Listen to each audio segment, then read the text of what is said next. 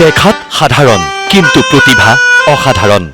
যাযাবৰ হৈ ঘূৰিছো আজি নেলাগে লগৰী মোৰ নেলাগে লগৰী কটনৰ দিব্যাংগ শিৱ কৰ্মকাৰৰ কণ্ঠই মন্ত্ৰমুগ্ধ কৰিব আপোনাক সুৰত মগন ভয়াল ৰাতি মৌন কোলাহল মই যেনে যি সংগ্ৰামৰ মাজেৰে বাস্তৱ কৰিছে নিজৰ সপোন আশা হৈয়ে ৰল পুৰণি সপোন দৃষ্টিত সকলো নতুন মাথো এই দিব্যাংগ ছাত্ৰজনৰ নাম শিৱ কৰ্মকাৰ ঘৰ ডিব্ৰুগড়ৰ চেপনত জন্মৰে পৰা দৃষ্টিহীন শিৱ হাৰি যোৱা নাই জীৱন সংগ্ৰামত সৰুতেই পিতৃক হেৰুওৱা শিৱ তেওঁৰ জ্যেষ্ঠ ভগ্নী আৰু কনিষ্ঠ ভাতৃক অতি কষ্টৰে ডাঙৰ দীঘল কৰিছে মাতৃয়ে সংগ্ৰামৰ মাজতে কটন বিশ্ববিদ্যালয়ত স্নাতক ডিগ্ৰী ল'বলৈ আগবাঢ়িছে শিৱ কৰ্মকাৰে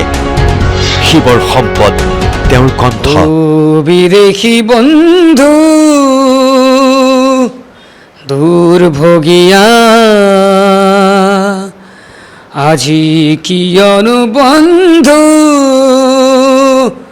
অকলশৰীয়া মই গান বহুত সৰুৰ পৰাই গাওঁ 5, 6, 7, 8 এনেকৈ বছৰৰ পৰা মই গান গাওঁ কটনত পঢ়া একচুৱেলি এটা সপোন আছিলে যাক বাস্তৱ কৰাত অলপ কঠিন হ'ব কিন্তু তথাপিও বাস্তৱলৈ পৰিণত কৰিলোঁ অৱশেষত আহি এতিয়া কটনৰ পৰা যাবলৈ হ'ল আৰু সুন্দৰ কণ্ঠৰ অধিকাৰী শিৱ কৰ্মকাৰৰ সপোন এগৰাকী ভাল গায়ক আৰু গীতিকাৰ হোৱাৰ যাৰ বাবে শিৱই কটনৰ SRB হোষ্টেলত কৰিছে সংগীতৰ সাধনা আপোনাৰ ঘৰত কোন কোন আছে কওকচোন মোৰ ঘৰত আছে আপোনাৰ মা তাৰপিছত দেউতা সৰুতে ঢুকালে আৰু বাইদেউ আছে ভাইটি আছে আপোনাৰ খৰচ পাতি কোনে দিয়ে আমাৰ গাঁৱতে বাইদেউ এজনী আছে কণমাই মোহন তো তেখেতে মানে যিটো হোষ্টেল ফিছৰ যিটো খৰচ হয় সেইটো তেওঁ বহন কৰি আছে বৰ্তমান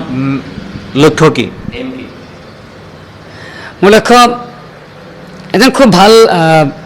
ছিংগাৰ হোৱাৰ গীতিকাৰ হোৱাৰ সুধা কণ্ঠৰ পৰা জয়ন্ত হাজৰিকালৈ দুৰ্ভগীয়া আজি কিয়নো বন্ধু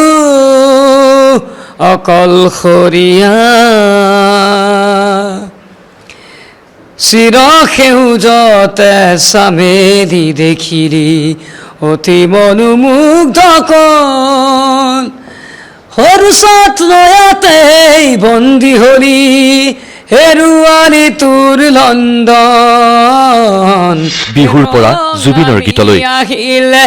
ঢোল পেঁপা বাজিলে মই নাজান ধিন্দ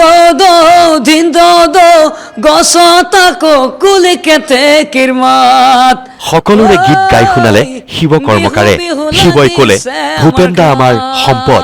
ভূপেন দাৰ গীত গাব বিচাৰিছোঁ কাৰণ যদি মানে ভূপেন দাৰ গান নাগালে মানে অসৰ্থ হৈ ৰ'ব বস্তুটো কাৰণ ভূপেন দা আমাৰ অসমৰ এটা সম্পদ আছিলে যিটো সম্পদ এতিয়াও আছে ভৱিষ্যতলৈ থাকিব প্ৰেমৰ সাগৰে জাহাজ মেৰি দি নেপালী কোনো বন্দৰ শিৱৰ সকলো সপোন পূৰণ হওক আমিও জনালো শুভকামনা ৰুমালৰ ভাজে ভাজে দুখৰে বিননি ৰুমালত কেমেৰা পাৰ্চন হীৰকজ্যোতি টাইডৰ সৈতে বিকাশ শৰ্মা নিউজ লাইভ গুৱাহাটী ৰুমালত সুমনীয়া ৰুমালত চুপনি ৰুমাল ৰুমাল ৰুমাল ৰুমাল এখন ৰঙা ৰুমাল